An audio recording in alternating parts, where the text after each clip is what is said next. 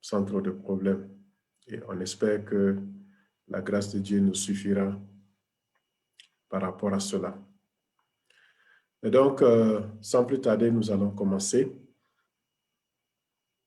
Nous allons confier ces moments au Seigneur et demander sa grâce, que sa grâce nous soutienne, que sa grâce nous aide. Père de grâce et de bonté, merci pour cette occasion que tu nous donnes de nous retrouver encore une fois pour échanger sur la mission. Et nous savons que c'est par ton esprit que ce programme a été initié. Et aujourd'hui, nous sommes au 3e jour. Merci de ce que tu as permis que ce moment ait lieu. Et nous voulons demander que ton esprit nous assiste, que ton esprit nous aide. Et nous sommes disposés également à recevoir tes instructions par rapport au cours, par rapport à ces moments. Je prie pour tous ceux-là qui vont nous suivre, afin que, Seigneur, tout ce qui pourrait être distraction soit écarté de leur vie. Et de même pour ceux-là qui ont certainement dû oublier ou qui ont des problèmes pour se connecter, que tu puisses, Seigneur, les amener à se connecter sans difficulté. Nous voulons te faire confiance et nous nous recommandons à ta grâce. Merci pour ton assistance. Au nom de Jésus. Amen. Que Dieu nous bénisse. Connaître la mission de ta vie, comme je l'ai dit, c'est un sujet un peu osé, mais qui est simple en vérité. Et aujourd'hui, nous découvrons un autre aspect de ce sujet, le 3e aspect que nous avons eu. Et comme je l'ai dit, ce programme a été initié par un ministère appelé Mission en Transit, qui a été mis sur place pour pouvoir répondre, aider dans la mesure du possible tous ceux-là qui ont besoin d'aide pour se retrouver, pour rentrer dans leur ministère et pour pouvoir exécuter le plan que Dieu a destiné pour chacun d'entre eux. Et cette mission s'appelle Mission en Transit. Et c'est sous l'égide de cette mission-là que nous organisons ce séminaire. Le premier jour, nous avons abordé la question de comprendre, parce que nous parlons de mission et souvent, il y a beaucoup d'interprétations, il y a beaucoup d'idées là-dessus. Et nous avons essayé de nous rapprocher davantage avec les Écritures pour comprendre qu'est-ce que la mission. Et dans ce que nous avons appris, c'est que Dieu a créé l'homme à son image et il a soufflé en lui le souffle de vie et l'homme est devenu un être vivant. Mais Dieu est esprit et il existe que ceux qui l'adorent, l'adorent en esprit et en vérité. Et si Dieu est esprit, ceux qui l'adorent doivent nécessairement être des esprits. Et l'homme est un esprit qui est sorti de Dieu, c'est son origine, il est sorti de l'esprit de Dieu, il vient de Dieu, et Dieu l'a empaqueté, Dieu l'a mis dans un corps, dans une enveloppe qu'on appelle le corps. Donc la Bible dit que Dieu forma l'homme de la poussière de la terre et a fait l'homme, il a soufflé en lui pour l'activer en fait, pour activer ces deux, l'esprit et le corps ensemble. Donc ce souffle-là vient activer et l'homme est devenu un être vivant. Et sur la terre, Dieu a positionné l'homme en lui donnant la responsabilité de dominer. Et Dieu lui a fait comprendre que la terre appartient à l'homme. Dieu a donné la terre à l'homme. Et Dieu l'a positionné au-dessus du règne animal, en lui donnant de dominer sur tout ce qui est animal, que ce soit les animaux des airs, les animaux marins, et tout ce qui rampe sur la terre. Donc Dieu a positionné l'homme et ensuite, il a établi l'homme et la femme. Il a donné des instructions parce que c'était une nouvelle espèce qui était dans le jardin. Dieu a donné des instructions et il a dit, multipliez, remplissez la terre. Soyez féconds, multipliez, remplissez la terre. Et là, cette instruction-là se réfère à la survie de l'espèce humaine sur la terre, puisque Dieu, lorsqu'il a donné à Adam de pouvoir chercher, de pouvoir nommer les animaux, Adam a commencé à exercer son autorité. Seulement, la Bible dit qu'il ne s'est pas trouvé une aide, quelqu'un qui lui soit semblable parmi même les animaux. Donc, il y a eu une fouille qui a été faite, mais il n'a pas eu quelque chose de correspondant qui puisse lui permettre de pouvoir survivre et se perpétuer. Et c'est en cela que Dieu lui a fait une aide, la femme. Et la femme vient comme une aide dans la mission de l'homme. La femme vient comme une aide dans la mission de l'homme. Il n'y a pas deux missions dans un couple, dans une vie de foyer. Il y a une seule mission que l'homme porte et la femme vient en aide. Ensuite, Dieu a donné des instructions. Il a pris Adam et Ève et il les a placés dans le jardin. Et là, c'est spécifique. Il a placé dans le jardin pour cultiver et garder le jardin. Et ça, c'est monsieur Adam et madame Adam qui ont reçu cette instruction-là. Donc, la mission de Adam sur la terre, c'était de cultiver et de garder le jardin. Et c'est ça l'ensemble. Et donc, ce que nous comprenons, Dieu qui est esprit, qui a fait sortir l'homme de lui-même, c'est que lorsque l'homme vient sur la terre, l'homme a une mission. Et l'homme, sa vie est une mission. Donc, si on dit homme, c'est égal à mission. La mission est construite en l'homme déjà. Et lorsque l'homme vient sur la terre, en vivant, il doit exécuter sa mission. Il doit travailler à sa mission et après cela, rendre compte, quitter cette terre pour pouvoir rendre compte à Dieu. Et le fait de quitter cette terre, de quitter l'enveloppe corporelle pour repartir vers Dieu, il doit rendre compte de sa vie, de comment il a vécu, et c'est ce que nous appelons le jugement. Le jugement, en réalité, ce n'est pas une affaire de tu as bien fait ou tu as mal fait, mais c'est une affaire de est-ce que tu as réalisé le plan pour lequel, la mission pour laquelle tu es venu sur cette terre. Et donc, c'était ça, le premier point, comprendre ce que c'est que la mission. Ensuite, nous avons, au deuxième jour, parlé de découvrir. Si nous comprenons ce que c'est que la mission, nous devons découvrir comment découvrir cette mission et comment chacun doit arriver à découvrir. Et nous avons commencé par expliquer une chose, c'est que la mission en elle-même repose sur deux piliers. Sur deux piliers qui sont aimer son prochain, aimer Dieu et aimer son prochain comme soi-même. À partir du texte biblique que nous avons partagé, c'est que Dieu a donné à l'homme de pouvoir excusez-moi, Dieu a donné à l'homme de pouvoir découvrir. Et cette découverte, la découverte de la mission, a deux piliers fondamentaux. Et ces deux piliers, c'est les deux composantes de la mission, à savoir aimer Dieu et aimer son prochain dans tout ce que nous faisons.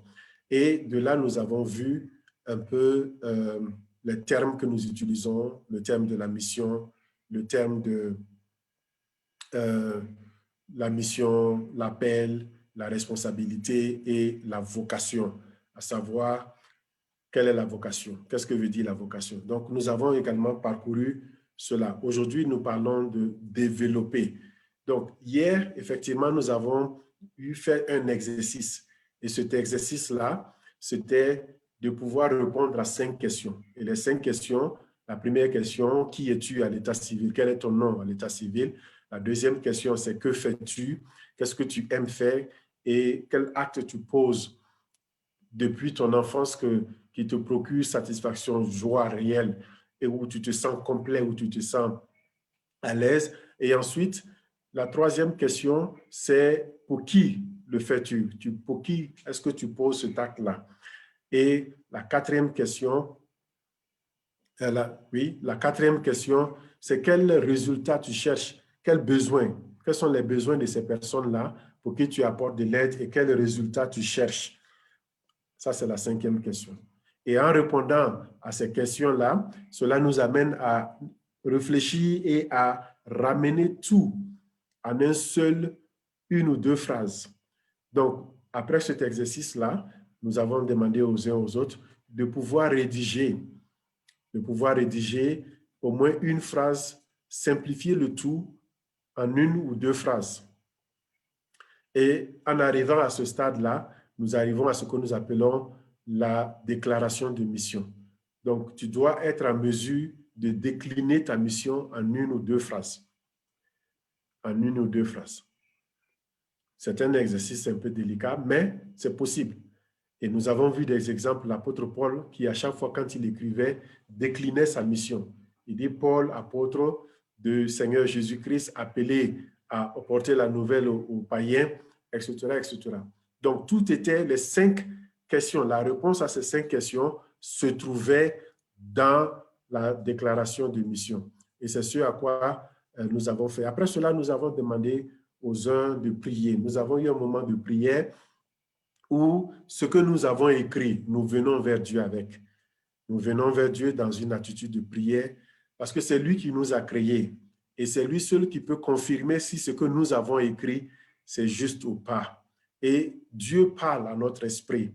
Et donc, en priant, en mettant cela sous forme de prière, nous nous sommes livrés à Dieu pour dire, Seigneur, je comprends ce que tu veux de moi et ce que j'ai écrit, est-ce que tu peux confirmer cela pour moi? Et si ce n'est pas réellement ce que ma mission, aide-moi à me retrouver. Et également, si c'est ma mission, aide-moi à raffiner cela. Aide-moi à mettre cela de sorte que toutes les articulations, que ce soit assez clair dans mon esprit pour que je puisse m'activer. Ce n'est pas simple, il faut l'Esprit de Dieu. Et je crois que l'Esprit de Dieu, la grâce de Dieu nous vient en aide à chaque fois. Et c'est ce que nous avons fait hier. Pour la deuxième étape, découvrir. Ensuite, aujourd'hui. Aujourd'hui, c'est développer sa mission. Donc, chacun de nous a une idée de ce que c'est que sa mission. Et maintenant, nous allons parler de comment développer cette mission.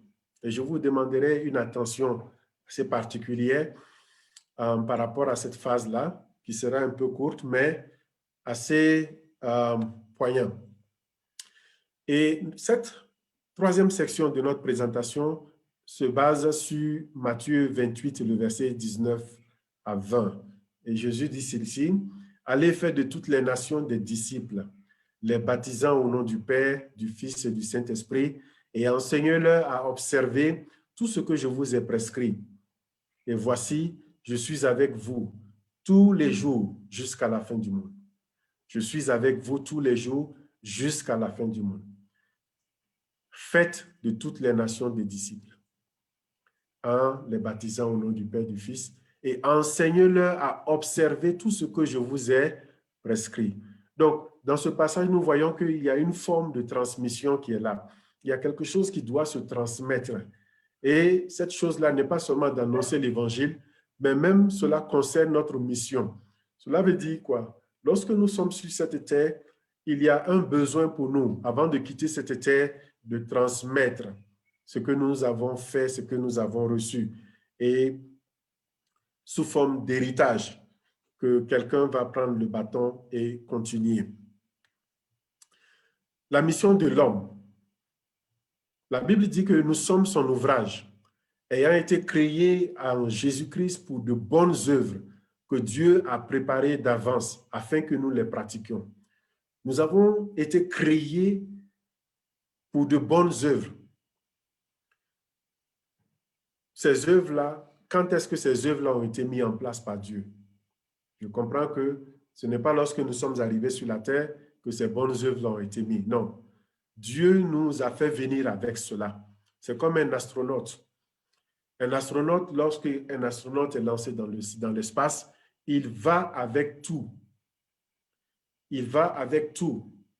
Dans sa combinaison, il y a tout ce qu'il faut pour survivre, au moins pendant quelques heures en cas de problème. Il a de l'eau dans sa combinaison, il a de l'électricité dans sa combinaison, il a de l'oxygène dans sa combinaison, il a des verres pour bien voir, il a même des mouchoirs pour se moucher. Et beaucoup d'autres choses que le cosmonaute utilise. Mais cette tenue qu'il porte, cette combinaison, il ne peut pas la porter quand il est sur la Terre parce que c'est assez lourd. Et c'est même coûteux également d'envoyer un astronaute dans l'espace. Récemment, nous avons vu qu'il y a 2 astronautes qui sont partis et qui sont revenus. Et vous voyez, envoyer un seul astronaute dans l'espace, ça coûte environ 85 millions de dollars. Juste une place que les Américains, par exemple, doivent payer dans le vaisseau spatial des Russes pour les envoyer. Et c'était les Russes qui, généralement, faisaient le trajet. Mais cette fois-ci, ils ont essayé eux-mêmes de pouvoir amener leurs propres astronautes à partir du territoire américain pour pouvoir éviter ces coûts-là. Et maintenant, ils sont en train de réfléchir comment développer cela pour que ce soit quelque chose de commercialisable, de tourisme. Mais cette image-là, pour vous faire comprendre que l'astronaute, lorsqu'il est lancé dans l'espace, il a sa mission. Il n'arrive pas dans l'espace et maintenant, il va se demander, bon, qu'est-ce que je fais ici? Qu'est-ce que je dois faire? Non. Il a déjà tout en tête, il a tout avant de venir. Il sait exactement ce qu'il doit faire le premier jour, le deuxième jour, jusqu'à la fin de sa mission avant de retourner sur la Terre. Et c'est la même chose, c'est à l'image de cela. Et j'aime bien cette image-là. Ça me rappelle à chaque fois, lorsque je regarde tout ce qui concerne les vaisseaux spatiaux. Et donc, traiter la question de développer sa mission, je vais traiter cela sous 3 points. Le premier point, c'est la volonté de Dieu. La volonté de Dieu. Quelle est la volonté de Dieu pour toi?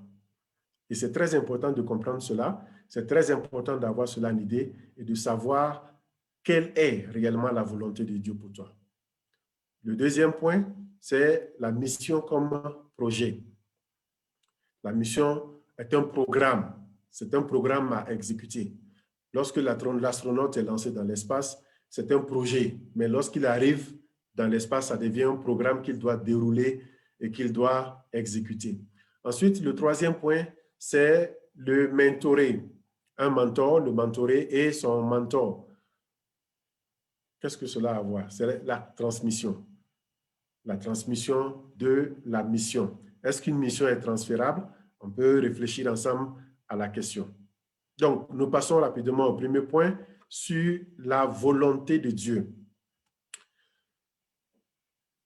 Qu'est-ce que la volonté de Dieu? C'est un sujet assez délicat et je ne suis pas là pour prétendre répondre à la question, mais juste donner un aperçu, une idée de ce que nous entendons par la volonté de Dieu. Et dans le psaume 143, le verset 10, il est dit « Enseigne-moi à faire ta volonté, car tu es mon Dieu. Que ton bon esprit me conduise sur la voie droite. Enseigne-moi à faire ta volonté. » Dieu a une volonté. Enseigne-moi cette volonté-là, car tu es mon Dieu, tu m'as créé, et que ton esprit me conduise sur la voie droite. Me conduire sur la voie droite. Quelle est cette voie droite-là? Quelle est cette voie droite? C'est la mission. C'est ta mission. Nous allons essayer d'approfondir ce sujet. Et en le déclinant sur 3 points. Premièrement, il faut comprendre, lorsqu'on parle de la volonté de Dieu, c'est que ta mission est égale à la volonté de Dieu. Il n'y a pas 2 ou 3 volontés de Dieu. C'est vrai que lorsque nous lisons la Bible, nous entendons parler de la volonté de Dieu. La volonté de Dieu pour toi, c'est que tu t'éloignes du mal, tu t'éloignes du péché. La volonté... Mais comprenons une chose.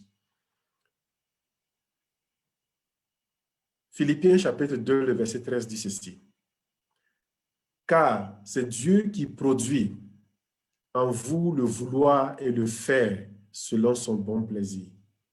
C'est Dieu qui produit en vous le vouloir et le faire selon son bon plaisir. Dieu a construit la mission en l'homme. C'est déjà là. L'homme ne vient pas sur la terre pour avoir la mission. L'homme est construit avec la mission en lui déjà. Et donc, quand il vient, cette mission-là doit s'activer. Cette mission-là doit produire de bonnes œuvres, comme il a été dit. Et c'est par l'Esprit de Dieu que ce désir-là d'activer, de rentrer dans cette mission-là se fait. La volonté de Dieu n'est rien d'autre que l'accomplissement de ta mission sur la terre. Je me répète, la volonté de Dieu pour ta vie n'est rien d'autre que ta mission sur la terre. Tout ce que tu fais en dehors de ta mission n'est pas dans la volonté de Dieu. Tout ce que tu mènes comme activité qui n'est pas en ligne droite avec ta mission n'est pas la volonté de Dieu. Certains me diront, mais qu'est-ce que tu dis quand tu dis, par exemple, il faut prier, chercher la volonté de Dieu pour le partenaire idéal, pour la femme idéale ou l'homme idéal. Il faut chercher la volonté de Dieu. Il n'y a pas un verset qui dit qu'il faut chercher la volonté de Dieu pour un partenaire idéal. Non, il n'y a pas un verset. Il n'y a pas un verset. Parce que si tu connais ta mission, si tu sais ce à quoi le Seigneur t'a appelé, la personne avec qui tu as l'intention de te marier devra savoir ta mission et voir si cette personne-là peut venir compléter cette mission-là, pour ce qui concerne l'homme. Pour ce qui concerne la femme, elle doit voir pour l'homme qui lui propose, qui fait la proposition de l'épouser, elle doit chercher à connaître sa mission. C'est très important. Et à partir de là, elle peut savoir si effectivement son aspiration et ce qu'elle a en elle, construit en elle, est capable de créer ce clic-là pour que les deux soient un. Donc, il faut comprendre que la mission de la femme n'est pas séparée de la mission de l'homme. La mission de la femme est toujours liée à la mission d'un homme. C'est vrai qu'il y a des femmes qui me regardent en ce moment, vont se dire, mais qu'est-ce que tu penses de l'émancipation de la femme? Qu'est-ce que tu penses de... C'est vrai, mais l'émancipation de la femme n'est pas biblique. Ce n'est pas un principe biblique. Et beaucoup de femmes se sont cachées derrière cela pour pouvoir abuser, pour pouvoir se révolter, se rebeller contre ce que Dieu a établi. La mission de la femme est toujours liée à la mission de l'homme. Dieu a donné la responsabilité à l'homme. Il donne la mission à l'homme et l'homme établit la vision et la femme suit. Et la femme a quelque chose qu'on appelle aide, qu'elle envoie pour aider l'homme à réaliser sa mission. Et c'est en cela que la Bible dit que les deux deviendront une seule chair. Les deux deviendront une seule chair. Dieu voulant, nous aurons l'occasion de développer cela dans un séminaire dédié au couple. Parce que comprendre la mission de cette manière-là, il y a des implications. Il y a de sérieuses implications et qui demandent beaucoup d'explications. Donc, la volonté de Dieu pour toi, c'est la mission de Dieu. La mission que Dieu a mis en toi. Exécuter cette mission, tu es dans la volonté de Dieu. Deuxièmement, reçois ses instructions. Si tu veux développer la mission de Dieu dans ta vie, reçois les instructions de Dieu. Et là aussi, je vais peut-être dire des choses qui seront un peu délicates, mais j'espère que la grâce de Dieu suffira pour nous amener tous à comprendre cela. Psaume chapitre 19, le verset 11. Ton serviteur aussi en reçoit instruction. Pour qui les observe, la récompense est grande. Dans notre relation avec le Père, Dieu qui nous a créés à son image, la Bible dit que Dieu a donné la terre à l'homme. Il a donné la terre à l'homme et l'homme a commencé à exercer cela, à exercer son autorité sur la terre en commençant par donner des noms aux animaux. Et Dieu s'est mis de côté, il a regardé l'homme en train d'exercer parce qu'il a donné cela à l'homme. Et c'est après qu'il a vu que l'homme n'avait pas d'aide, il a fait l'aide pour l'homme. Et depuis ce temps, Dieu n'intervient pas directement. Dieu a donné ce qu'on appelle le libre arbitre de l'homme. Le choix de dire oui ou de dire non. Et Dieu ne peut pas aller au-delà de cela. Cela veut dire quoi? Cela veut dire que Dieu, c'est quelque chose qu'il ne peut pas faire. Dieu ne peut pas violer le libre arbitre d'un homme. Il ne le fera jamais. Il ne le fera jamais. Parce que le jour où Dieu viole le libre arbitre de quelqu'un, cela remettrait en cause tout ce qu'il avait établi depuis la fondation du monde. Même Jésus qui est venu, il a dit, je me tiens à la porte et je frappe. Si quelqu'un entend ma voix et ouvre, je vais rentrer. C'est un choix, c'est libre, c'est gratuit. Tu obéis, tu n'obéis pas, bon, les conséquences sont là, à cause du péché. Et même regardez ce qui s'est passé lorsque Jésus était allé pour les 40 jours de jeûne. Le diable est venu et lui a proposé. Il a dit, tu vois, Jésus, tous les royaumes de la terre m'ont été donnés. Qui lui a donné cela? Ce n'est pas Dieu qui lui a donné, c'est les hommes. C'est depuis la chute d'Adam et Ève que le diable s'est emparé de ce monde-là pour pouvoir agir. Depuis la chute de l'homme, l'homme a perdu sa position en fait. Et Satan est venu dire à Jésus, tu vois, je peux te donner cela parce que toi aussi tu es un homme.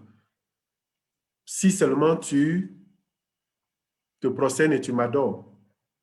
Et Jésus répond, il est écrit que tu n'adoreras le Seigneur ton Dieu et à lui seul tu rendras culte. Mais Jésus n'a pas nié le fait. Il n'a pas nié le fait que les royaumes de la terre sont au pouvoir du diable. Il n'a pas nié cela, mais il avait déjà prévu.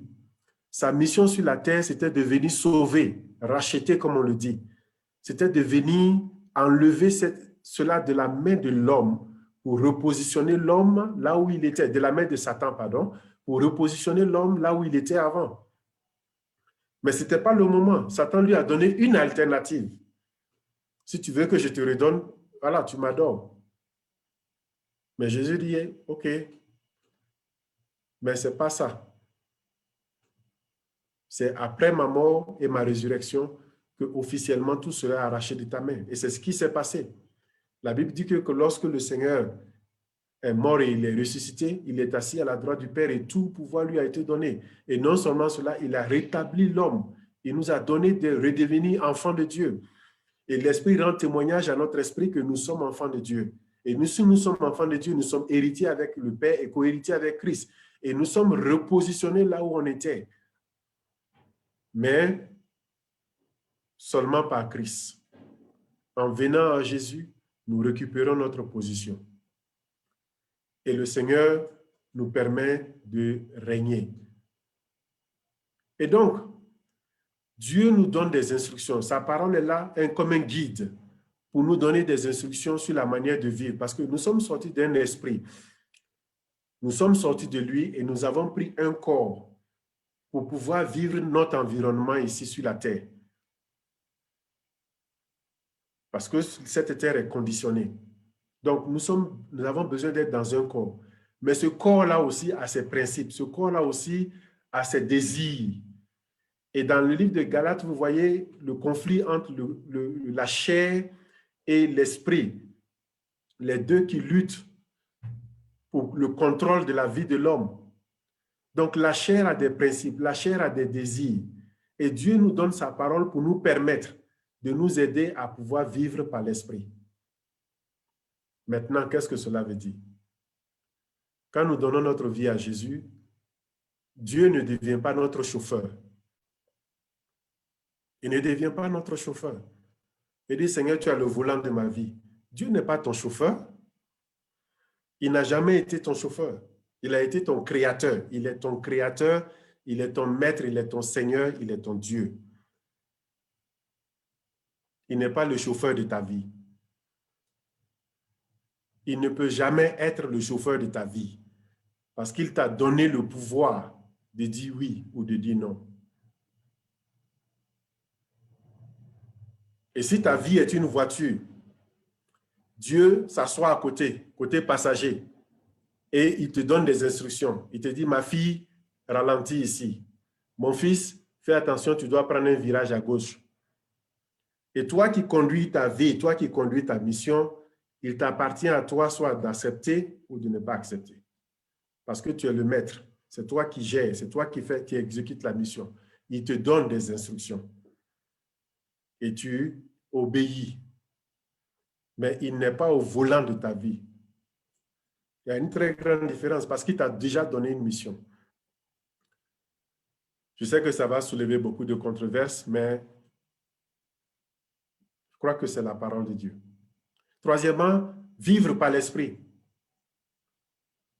Pour pouvoir exécuter ta mission sur la terre, il te faut vivre par l'esprit. Cela veut dire que tu es dans un corps.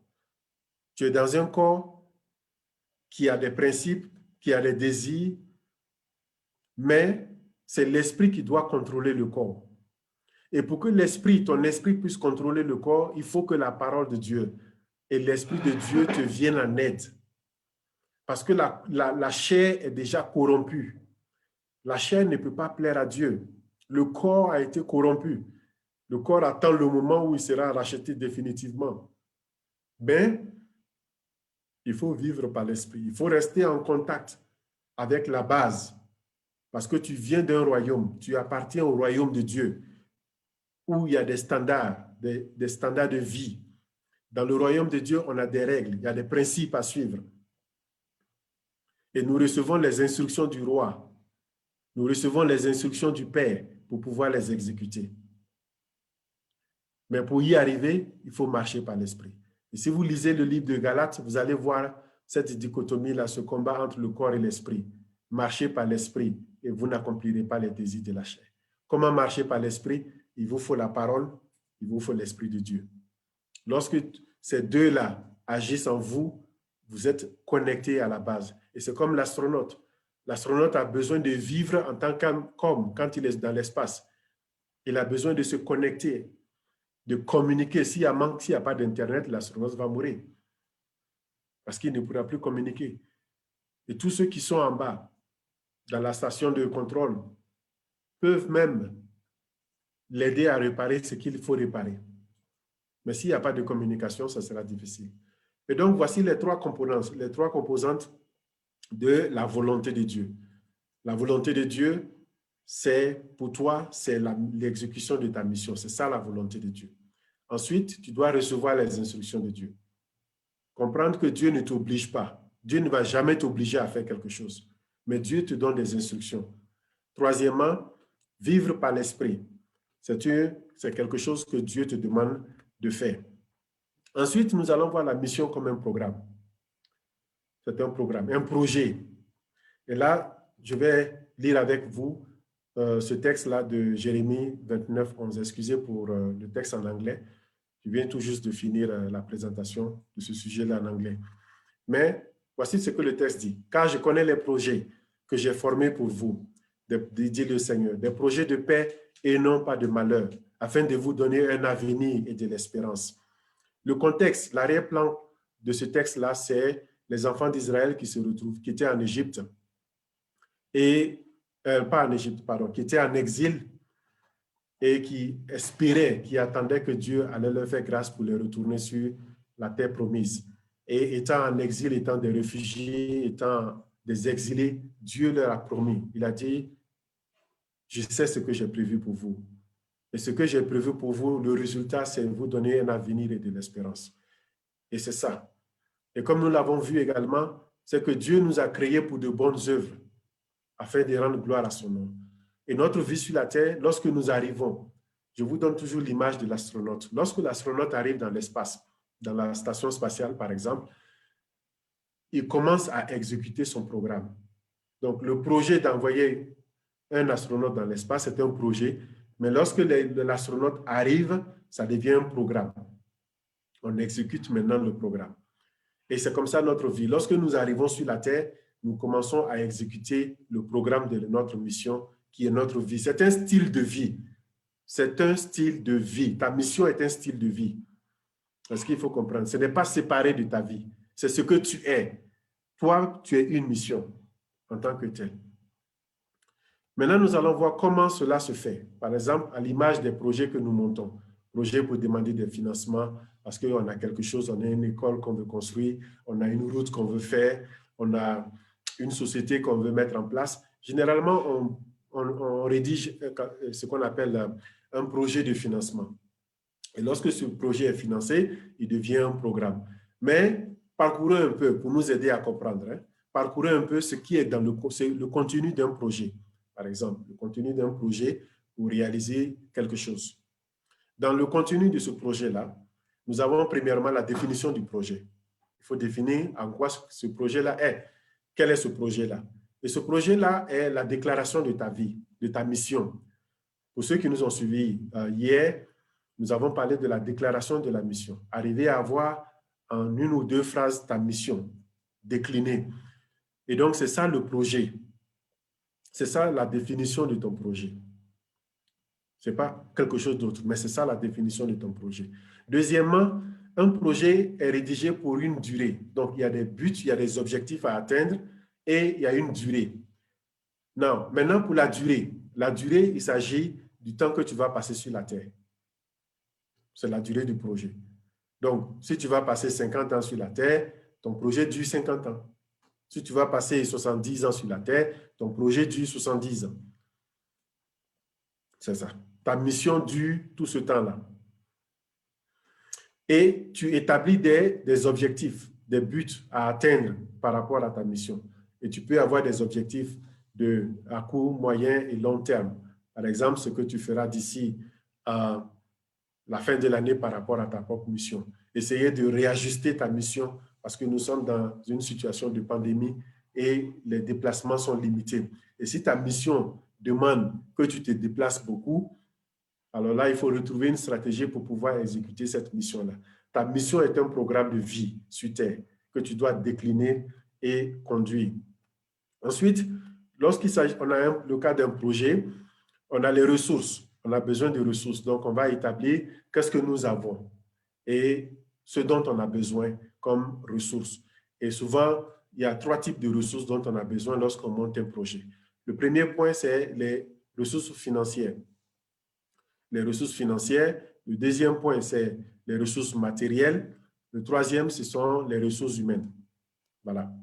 Ce sont la plupart de ce que nous avons. Les ressources humaines, les ressources matérielles. On a besoin de tôle, on a besoin de sable, on a besoin de ceci, on a besoin de voitures, 4 voitures ou 5 voitures pour pouvoir se déplacer ceci ou cela. On a besoin également des finances. Mais maintenant, qu'est-ce que la Bible nous dit par rapport à ça? Si ta vie est une mission, tu as besoin de ressources. Mais comment comprendre ce concept de ressources dans la Bible? Comment comprendre cela? Matthieu 6, le verset 33, dit ceci: « Cherchez premièrement le royaume et la justice de Dieu. Et toutes ces choses, les choses pour lesquelles le texte a parlé avant, les inquiétudes pour certains des besoins, et toutes ces choses vous seront données par-dessus. » Tout. La Bible dit toutes ces choses vous seront données par-dessus tout. Et chercher le royaume de Dieu, c'est quoi? C'est chercher à établir le règne de Dieu à travers sa mission sur la terre. C'est ça, établir le royaume de Dieu sur la terre. Parce que nous venons, nous représentons le royaume de Dieu. Et donc, partout où nous sommes, nous établissons le royaume de Dieu. Et en cherchant le royaume de Dieu, c'est mettre en exécution sa mission, c'est tout.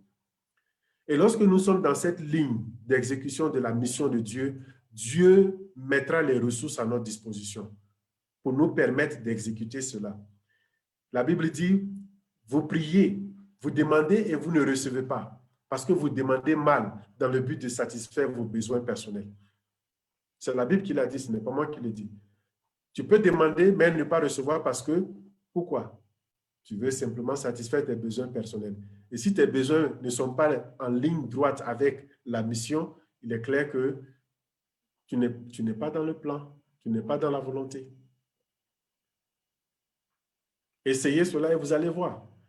Si vous menez votre activité et vous savez que c'est fait partie de la mission et vous avez un besoin financier, un besoin de ressources matérielles, vous verrez que Dieu va s'activer. Dieu va le faire. Il l'a fait pour moi à plusieurs reprises et je crois qu'il l'a fait également pour d'autres et il le fera également pour toi. Il le fera pour toi.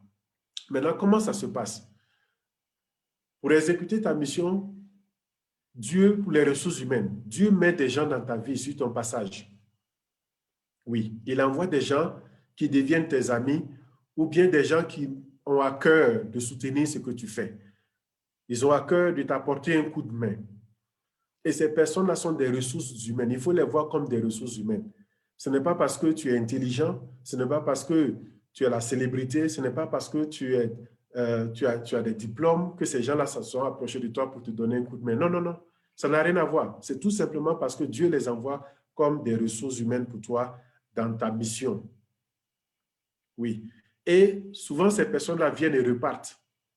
Ils rentrent dans ta vie pour une période de temps et puis après, paf, ils disparaissent. Et tu te demandes, mais pourquoi il m'a quitté? Qu'est-ce que j'ai fait? Non, tu n'as rien fait, mais il est venu comme une ressource et il a fini ce qu'il devait faire, il est reparti.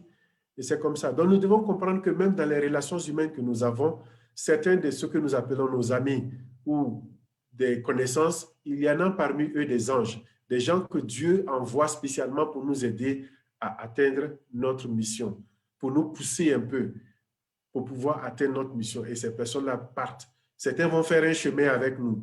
Ils vont même travailler avec nous dans la mission. Mais à un certain moment, ils seront obligés de partir. Ce n'est pas parce qu'il y a eu des problèmes, mais tout simplement parce que c'était le temps. Et c'est ça les ressources humaines. Les ressources matérielles, les ressources financières, Dieu peut permettre, si ta mission demande que tu voyages très souvent, que tu passes ton temps dans les avions, dans plusieurs pays, par exemple, si c'est ça la nature de ta mission, Dieu permettra, où que tu sois et dans n'importe quelle position que tu sois, il va te faciliter. Il va faciliter cet aspect de voyage-là pour que tu puisses voyager. Si Dieu sait que tu as besoin d'une villa de 6 chambres avec une grande salle qui peut contenir 100 personnes pour pouvoir exécuter ta mission, Dieu mettra cela à ta disposition. Comment Dieu va le faire? Personne ne le sait.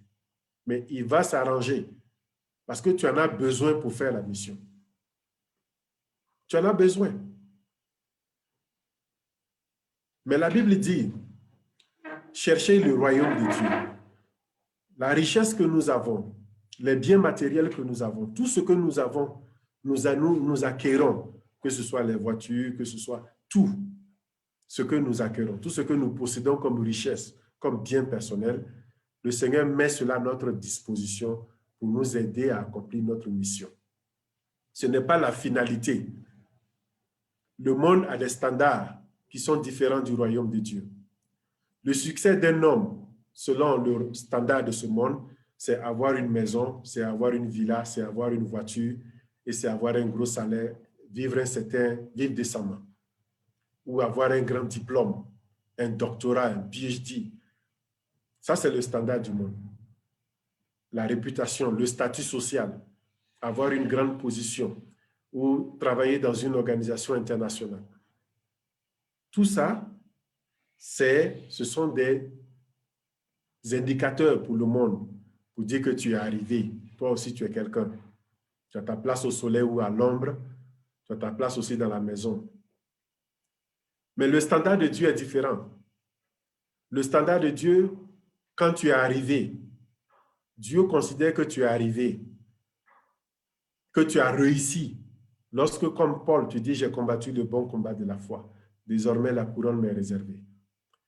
J'ai exécuté la mission que tu m'as donnée. Ce que tu m'as dit de faire, je l'ai fait. Ce que je devrais faire, je l'ai fait. Et ça, indépendamment de tout ce qui est bien matériel, etc. L'acquisition des biens matériels n'est pas en soi une finalité. Ce sont des moyens que Dieu met à notre disposition. Malheureusement, beaucoup sont tombés dans ce piège-là. Ils se sont retournés pour suivre les biens matériels, pensant que l'acquisition des biens matériels va leur assurer cette sécurité de succès. Et ça devient un piège pour eux pour oublier qu'en réalité, Dieu donne cela pour que ça te serve. Et lorsque Dieu voit que ces choses-là ne t'affectent pas dans ta mission, Dieu continue d'augmenter. Si tu as besoin de 3 voitures, Dieu va te donner 10 voitures.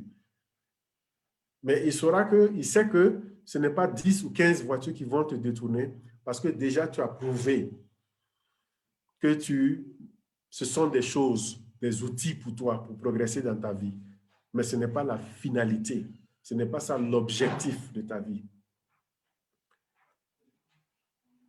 Ensuite, il y a réduire les risques. Lorsque nous montons un projet, il y a les risques. Et on parle de mitiger les risques. Quand un bailleur de fonds vient pour travailler sur ton projet, il va toujours demander les risques. Et si, par exemple, il y a des inondations, est-ce que le terrain là où tu es, tu l'as acquis légalement? Est-ce qu'il n'y aura pas de problème de ceci ou de cela? Quels sont les problèmes qui peuvent survenir, qui vont arrêter cette mission-là?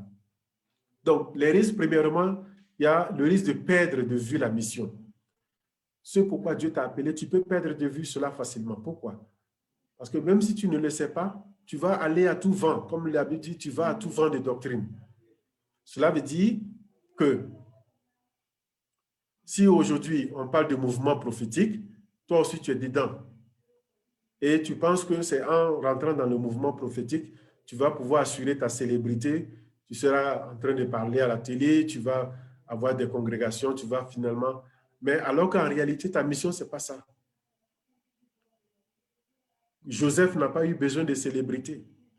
Le mari de Marie, la mère de Jésus. Joseph, le père de Jésus, n'a pas eu besoin de célébrité et pourtant, il était dans le secret de Dieu. Dieu a eu confiance en lui.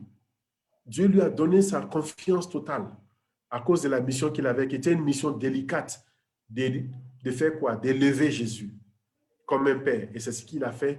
Et il est parti silencieusement. Mais il a accompli sa mission. Donc, on peut perdre de vue la mission que Dieu nous a donnée. On peut être dans un ministère croyant que c'est ça notre mission, mais en réalité, on s'est trompé. Donc, faisons très attention. La chair également, si nous sommes contrôlés par la chair va nous conduire loin de la vision de Dieu, loin de la mission de Dieu. Ensuite, se rebeller contre Dieu et son royaume. Il y a des gens qui décident, disent, je fais ma vie, je fais ce que je veux de ma vie. C'est tout à fait normal. Je connais ma mission, mais je n'ai pas besoin de l'exécuter. C'est son choix, c'est sa décision. Troisièmement, le diable ne vient que pour voler, égorger et détruire ta mission. Le diable est spirituel. Lui aussi, il connaît le monde spirituel. Et il sait de quoi tu es capable. Il sait qu'en toi, il y a un dépôt. Et tu es venu pour impacter le monde. Mais tu penses qu'il va te laisser? Il va aussi trouver des moyens, parce que lui, il sait qu'il est condamné. Et il a besoin des gens pour l'accompagner. Et qu'est-ce qu'il va faire? Il va également chercher à détruire ta mission, détruire ta vie, détruire cette mission, t'empêcher d'exécuter cette mission-là. Il fera tout. Mais par l'esprit et par la parole, tu dois être en mesure de tenir ferme contre les ruses. La Bible dit résister au diable et il s'enfuira. Comment tu résistes? Par l'esprit et par la parole et par le témoignage de ta vie. Donc, voici un peu comme la mission est perçue sous forme d'un projet. Sous forme d'un projet, j'essaie d'être dans le temps pour ne pas déborder. Il y a beaucoup à dire sur ce point-là, mais cela est très important. Cela est très important. Ensuite, nous avons le mentorat. Le mentorat ou la succession. Le mentorat est un principe. C'est un principe de la mission. La Bible dit comme le fer aiguise le fer, ainsi un homme excite la colère d'un homme. Ce que vous avez appris de moi, ça c'est d'abord c'est Proverbe chapitre 27, le verset 17, et il dit ce que vous avez appris de moi, reçu et entendu de moi, et ce que vous avez vu en moi, pratiquez-le. Et le Dieu de paix sera avec vous. Philippiens chapitre 4, le verset 9. L'apôtre Paul dit ce que tu as appris, ce que vous avez appris, reçu et entendu, pratiquez-le, faites-le de même également. Il y a une question de transmission ici. Lorsqu'on parle de mission, il y a toujours une idée de transmission. Et voici comment cette transmission-là se fait. Ça se fait de deux façons. Premièrement, tu dois être sous un mentor. Tu dois être sous un mentor. Approche-toi de quelqu'un qui a une mission similaire pour apprendre. Pour apprendre. On a des missions similaires, mais nous sommes différents dans l'exécution de la tâche que nous avons. Donc, comme Élisée et Élie. Élisée a quitté ses bœufs, il a couru auprès d'Élie. Il s'est levé, il a suivi Élie et la Bible dit qu'il fut à son service. Dans le livre de 1 Roi, chapitre 19, le verset 20 à 21. Élisée est allé se mettre au service. Il était quoi? Il était forgeron, il était cultivateur, il était derrière ses bœufs. Quand Élie l'a croisé, Élie a jeté son manteau sur lui pour lui dire, écoute, j'ai vu en toi quelqu'un qui a la même mission que moi, qui a une mission similaire que moi. Et Élisée a accepté. La Bible dit que sur le champ, il a pris ses dispositions et il est allé se mettre au pied d'Élie pour pouvoir apprendre, pour être à son service. Une autre personne assez importante également qu'il a fait, c'est Paul. La Bible dit que Paul se mit à parler librement dans la synagogue. Mais Aquilas et Priscilla, l'ayant entendu, ils l'ont pris avec eux et ils lui exposaient plus exactement la voix de Dieu. Certaines versions disent plus correctement la voix de Dieu, les Écritures. Paul était éduqué. Paul avait subi son enseignement, il avait été élevé par Gamaliel, qui était un savant. Mais quand Paul a commencé à exécuter sa mission, il s'est retrouvé avec Jésus. Il a compris maintenant sa mission qu'il, dans le passé, il le faisait de la mauvaise manière. Maintenant, le Seigneur l'amène à corriger. Lorsque Paul a commencé, qu'est-ce qui s'est passé? Aquilas et Priscilla l'ont pris avec lui pour pouvoir le former. Malgré toute la connaissance qu'il avait, malgré le zèle qu'il avait, malgré la force, Paul comprenait le grec, il comprenait l'hébreu, il comprenait l'araméen. Il était un intellectuel fini, comme on le dit. Mais il a eu besoin de s'asseoir au pied de Aquilas et Priscilla pour recevoir, pour être enseigné clairement les Écritures. Aujourd'hui, nous sommes étonnés lorsque nous lisons Paul. Nous nous demandons, mais où est-ce qu'il a eu tout cela? Cette inspiration d'écrire, de prêcher de cette manière-là. Mais derrière, il y a eu quelqu'un, deux personnes qui l'ont influencé. Et Paul l'a reconnu, et c'est ce qu'il essaie de faire avec les autres. Et pendant que Paul, ou pendant que tu es sous un mentor pour t'aider, parce que tu es venu sur la terre, tu as besoin d'apprendre. La mission, tu as besoin de l'apprendre. Et Dieu a mis des gens qui exercent des missions similaires, tu apprends auprès d'eux. Mais en même temps que tu apprends auprès d'eux, tu découvres également, tu exécutes. Tu dois aussi en même temps identifier quelqu'un qui a une mission similaire à la tienne et également commencer à t'investir dans cette personne. C'est comme ça, c'est les deux. Pendant que tu es sous un mentor, tu as également un mentoré que tu prends pour t'investir, pour former, tu fais passer. Donc, tu identifies quelqu'un qui a une mission similaire à la tienne, en qui tu vas t'investir. Paul disait, toi donc, mon enfant, fortifie-toi dans la grâce qui est en Jésus-Christ. Et ce que tu as entendu de moi en présence de beaucoup de témoins, confie-le à des hommes fidèles qui soient capables de l'enseigner aussi aux autres. Et il parlait à Timothée. Paul s'est investi en Timothée parce qu'il sait que Timothée a une mission similaire à lui. Et donc, c'est ça. L'exécution de ta mission, dans le développement de ta mission, le secret de la croissance, c'est de te mettre d'abord sous l'autorité de quelqu'un qui a l'expérience. Dieu a permis qu'il y ait des gens qui viennent avant nous, qui ont eu des missions similaires et qui ont accumulé des connaissances, qui ont partagé ces connaissances-là. Donc, nous devons prendre ces connaissances-là pour nous faciliter le travail. Et toutes ces connaissances-là, c'est des richesses. C'est des richesses pour nous. Et Dieu met cela à notre disposition. Quelques conseils pour terminer. La Bible dit, celui qui réfléchit sur les choses trouve le bonheur. Et celui qui se confie à l'Éternel est heureux. Si tu prends le temps de réfléchir sur ta mission, de passer du temps à réfléchir réellement sur ce à quoi le Seigneur t'a appelé et comment tu vas exécuter, la Bible dit que tu vas trouver le bonheur, c'est-à-dire tu vas trouver le chemin. Il a dit, il le fait. Proverbe 16, 20. Proverbe 19, 20. Écoute les conseils et reçois l'instruction afin que tu sois sage dans la suite de ta vie.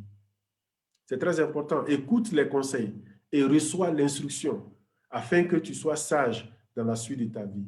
C'est vrai, tu es unique en ton genre. Il n'y a pas deux de toi. tu es seul, personne ne peut te ressembler, mais ta mission ressemble à quelqu'un d'autre. Il y a une distinction entre vous. Et le principe est que tu apprennes. Et c'est bon de commencer par être sous quelqu'un. Et en faisant cela, le Seigneur t'ouvre le chemin. Et un des conseils que je peux donner, c'est éduque-toi dans le domaine de ta mission. Éduque-toi. Tu peux être, par exemple, un médecin, mais ta mission, par exemple, c'est la louange, l'adoration, amener les gens dans l'adoration. Ça peut être ta mission. Et donc, qu'est-ce que tu fais? Il faut t'éduquer dans la musique. Il faut t'éduquer dans cela. Lire, comprendre. Et qu'est-ce qui est spécifique à toi? Qu'est-ce que toi, tu apportes de plus que les autres n'ont pas pu apporter? Il faut lire. Il faut suivre les conférences. Il faut suivre des cours, même si cela va te demander d'aller t'inscrire pour avoir un certificat quelque part, pour pouvoir mieux t'outiller, pour élargir ton champ de connaissances sur la manière dont tu dois exécuter ta mission. Cela est très important. Cela est très important. L'expérience humaine compte dans le ministère du royaume de Dieu. L'expérience humaine, c'est parce que des gens ont eu des expériences et ces expériences avec Dieu ont été mises par écrit que nous avons la Bible sous notre main aujourd'hui, que Dieu utilise pour nous enseigner. On ne doit pas refouler les expériences. Éduque-toi sur le sujet de ta mission, même si cela va te demander. Dieu ne te demande pas nécessairement de démissionner de là où tu es, parce que c'est ce que tu fais pour vivre, c'est ce que tu fais pour manger, pour nourrir ta famille. Mais en exécutant cela, en faisant ta profession, tu peux toujours exécuter ta mission d'une manière ou d'une autre. Les petits débuts, tu n'as pas besoin d'attendre d'avoir tout avant de commencer, non. Là où tu es, tu peux déjà commencer, même si c'est avec une seule personne, même si c'est avec 2 personnes. Mais si cela te demande de marcher, par exemple, si tu as une mission dans la prison où tu veux atteindre les jeunes, il faut aller, tu n'as pas besoin nécessairement d'avoir un micro, un ampli, d'avoir une voiture, d'avoir quoi. Non, il faut aller. Tu dois commencer quelque part. Et c'est le moment pour toi de commencer. Parce que tu ne sais pas à quel moment ta vie sera arrachée sur cette terre-là. Tu dois commencer. Si tu as déjà commencé, tu dois raffiner et tu dois monter des stratégies pour pouvoir continuer. Ne néglige pas les petits débuts. C'est toujours comme ça. Les grands ministères ont toujours commencé tout petit. Ensuite, prie et cherche des opportunités pour exécuter ta mission. La prière est une façon de faire le suivi et l'évaluation de notre mission. Dieu mettra des gens sur ton chemin pour que tu agisses à leur égard. La moisson est grande. Appelle le maître. Cherche les opportunités. Je vous donne juste un exemple qui me concerne, par exemple.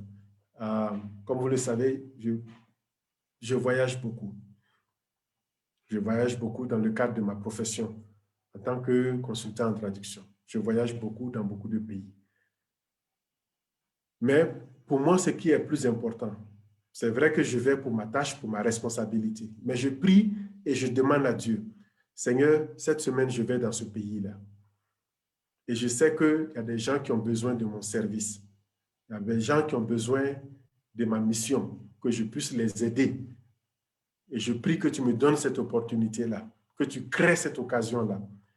Et lorsque je voyage, je vais pour mon travail, bien sûr que je fais sans problème. Pendant que je fais mon travail, je reste toujours à l'écoute parce que jusqu'à ce que je quitte, je dois exécuter ma mission. Et Dieu peut permettre une rencontre fortuite. Soit que je rencontre quelqu'un qui pose un problème de mission, qui pose un problème de son appel, ou que je sois invité, par exemple, par une congrégation pour venir partager quelque chose. Et pour moi, quand je vois cela, je ressens cela dans mon esprit, immédiatement, je sais que, le Seigneur a envoyé quelqu'un. Ou bien le Seigneur a créé l'opportunité pour moi d'utiliser, d'agir. Et quand j'agis, quand je quitte, quand je reviens de mon voyage, je suis content. Pas que parce que j'ai voyagé, non. Je suis content parce que non seulement j'ai exécuté ma tâche, ma responsabilité en tant que conseiller en traduction, consultant en traduction, mais j'ai exécuté ma tâche parce que j'ai pu travailler, j'ai pu aider quelqu'un. J'ai pu aider quelqu'un ou bien j'ai pu m'adresser à un groupe de personnes à travers un séminaire, etc. Et là, je suis dans la joie. Je sais que j'ai exécuté une partie de ma mission. Et ce que je fais présentement, c'est des stratégies. Comment faire pour gagner un plus grand nombre, pour pouvoir aider, parce qu'il faut racheter le temps. Nous sommes dans un confinement, nous sommes limités. Maintenant que je n'ai plus de voyage, qu'est-ce qu'il faut faire? En attendant que les voyages reprennent, qu'est-ce que tu fais? Est-ce qu'il faut rester croiser les bras? Non.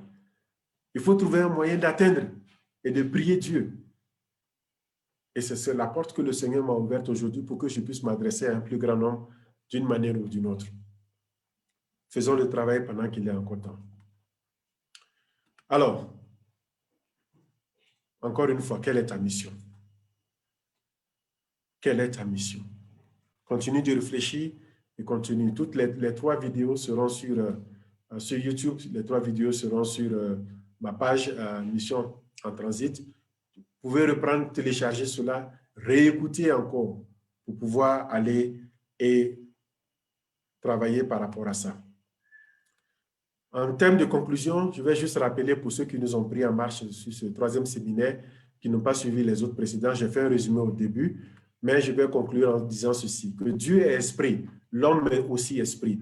L'homme vient de l'esprit de Dieu, Dieu lui a donné une enveloppe, il l'a mis dans un corps pour vivre sur la terre, qui est l'origine de sa mission. C'est parce que tu es sur la terre que tu as une mission. Dans le ciel, là d'où nous venons, il n'y a pas de mission. Mais étant sur la terre, nous avons une mission. Deuxièmement, la vie de l'homme est une mission. Ta propre vie est une mission. Tu es venu avec la mission. Ce n'est pas quelque chose que tu vas acquérir étant ici, non. Mais ça est déjà en toi, ça a été construit en toi. Ensuite, la mission, c'est quoi? La mission, le fondement de la mission, c'est aimer Dieu et aimer son prochain. Si tu dois rédiger ta déclaration de mission, ces 5 éléments-là, ces 2 éléments-là doivent ressortir. Le résumé des 10 commandements. Tu dois aimer Dieu et aimer ton prochain. Un service à ton prochain, c'est ça ta mission. Et quel service, c'est à toi de définir cela. Ensuite, il faut développer sa mission, développer ta mission comme un programme, comme un projet. Et sache qu'avoir un mentor au-dessus de soi et un mentoré en dessous de soi, c'est le secret pour développer sa mission. C'est le secret pour développer sa mission. Alors, que faut-il faire? Et après? Après, tu dois partir. Tu dois t'engager aujourd'hui à reconsidérer ta voie, à réfléchir. Et si tu as besoin de cette réflexion-là, je suis à ta disposition. Et certainement, il y a des gens qui ont une mission similaire à la mienne. Certains m'ont demandé, mais est-ce que c'est développement personnel ou bien c'est quoi? C'est relation d'aide? Est-ce que tu es pasteur? Oui, je suis pasteur. Mais ce que je fais, ce n'est pas une activité pastorale. C'est différent. Donc, encouragez les uns et les autres. Et nous sommes prêts à vous accompagner. Tout ce que vous avez à faire, c'est de nous joindre et nous verrons dans quelle mesure on peut réfléchir avec vous, discuter avec vous et vous conduire dans cela, dans ce processus-là de découverte. Dès que vous découvrez que vous commencez, on rend gloire à Dieu. La mission est atteinte. Et cela vient de cette mission appelée mission en transit, qui est en fait le ministère que le Seigneur m'a donné de mettre sous forme, de l'officialiser et de le lancer. Dieu voulant, dans les semaines à venir, nous allons programmer également des sessions de ce genre. Certainement, peut-être nous allons le faire directement à partir de Facebook pour éviter d'utiliser Zoom qui pose un problème à certaines personnes. Simultanément sur Facebook et YouTube également. Et partager certaines choses, partager certains aspects de la mission, tels que le mariage, par exemple. Comment comprendre le mariage dans cette perspective de la mission, l'éducation des enfants et bien d'autres choses qui concernent notre vie avec le Seigneur. Et donc, voici, nous sommes au terme de ce séminaire, nous sommes au terme de ce webinaire. Nous prions que la grâce de Dieu vous